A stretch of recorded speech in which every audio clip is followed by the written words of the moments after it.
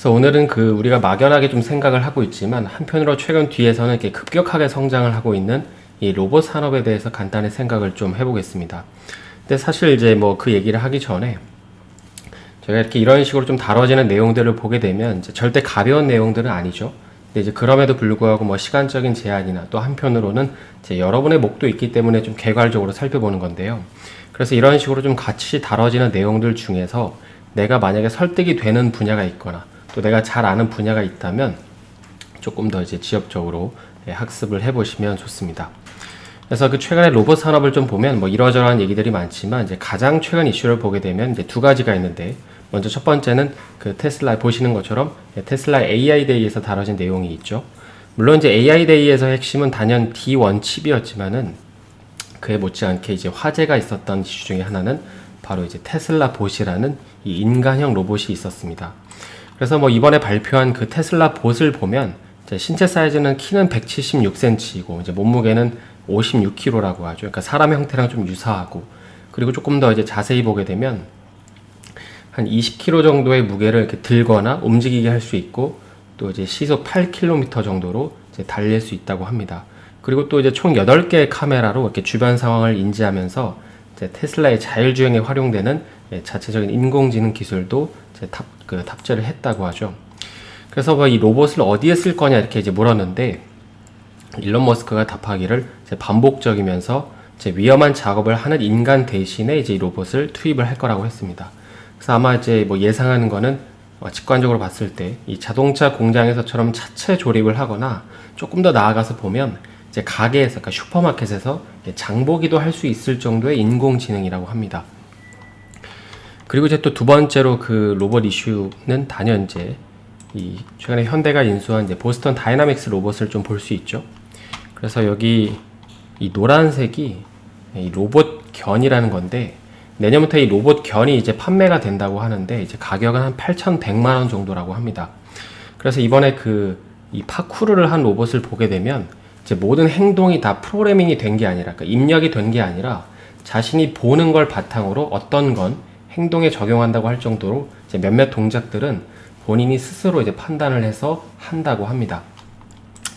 뭐 물론 이제 손을 짚고 이렇게 제자리를 뛰는 동작은 이제 발표된 수치에 보면 한 실패율이 50% 정도라고 하긴 하는데, 근데 이제 그 이유에 대해서 생각을 해보면 이제 로봇은 인간과 다르게 이제 척추가 없잖아요. 그리고 이제 팔 관절 같은 게 인간하고 완전히 다르기 때문에, 그러니까 이런 점들을 감안을 해보면 조만간 이제 이런 부분까지 개선이 됐을 때는 거의 이제 생김새만 제외하고는 이제 인간처럼 움직인다고 보시면 될 것 같습니다.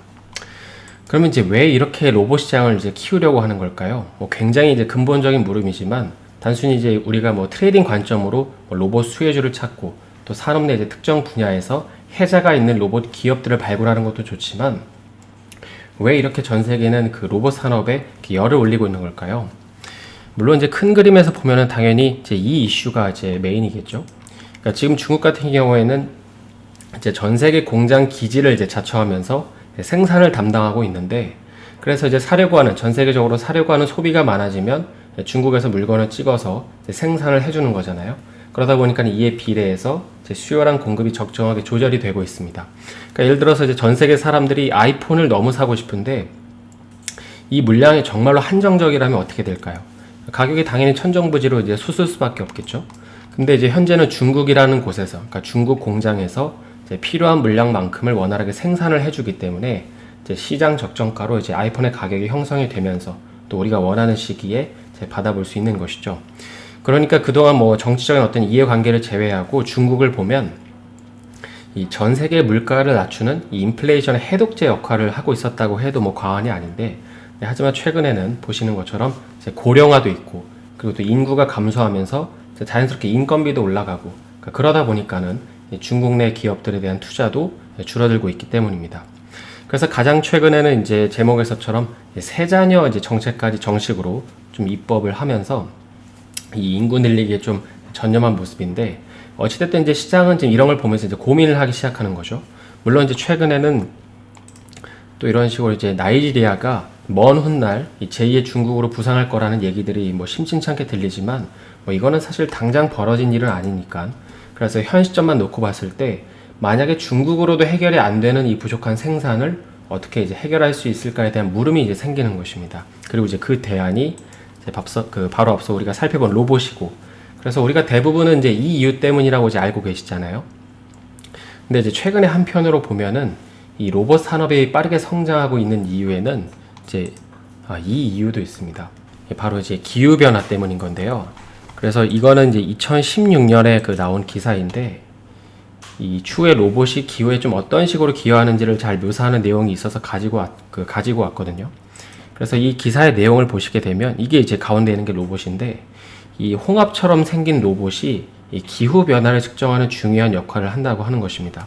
그러니까 우리가 이제 일반적으로 로봇이라고 하면 인체 사이즈만큼의 어떤 거대한 물체가 걸어 다니는 걸 생각을 하지만, 이제 이 사진만 놓고 보면 굉장히 귀여운 장난감처럼 생겼잖아요.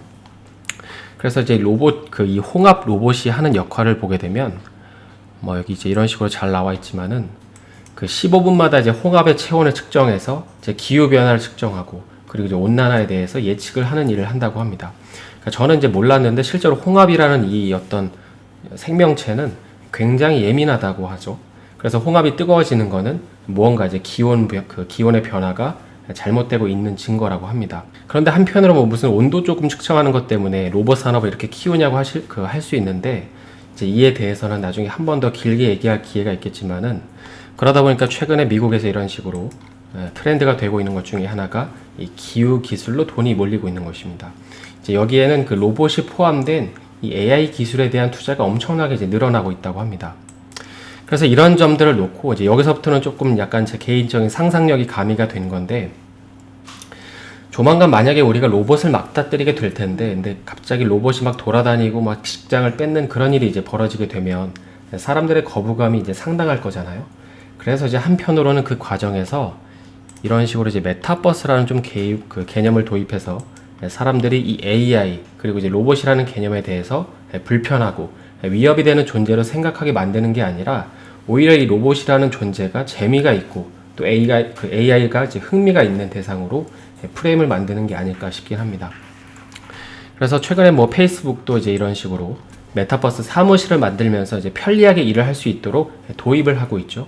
그러니까 불편함의 간극을, 그러니까 산업의 어떤 뭔가 거리감을 이런 식으로 좀 좁히려고 하는 게 아닌가 싶고, 그리고 또 아시는 분들도 있겠지만은, 이 미국에는 줌이라는 이제 화상 채팅 어플리케이션 회사가 있는데, 이번 코로나를 계기로 이제 사람들이 화상 채팅에 많이 익숙해졌잖아요.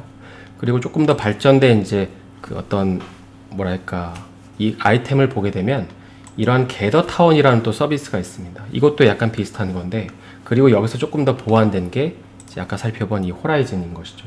그러니까 로봇이 개발되는 속도에 맞춰서 이쪽 시장을 최대한 많은 사람들에게 좀 노출시키는 게 아닌가 싶습니다.